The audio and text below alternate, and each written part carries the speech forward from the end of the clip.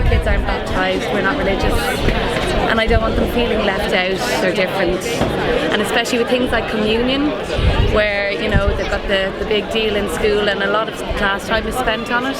So even if the school is welcoming of non-religious people, I still feel they would be left out. So it's an awkward conversation when kids in her playgroup are starting to go to school and she wants to know about what's happening, and we have no idea how that's going to work for her.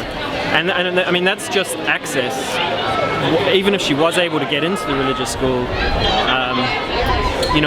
we worry that there are things that she would be a normal part of her day, which are very different. We're a non-religious family. Religion is supposed to be given 30 minutes a day for all kids in primary school.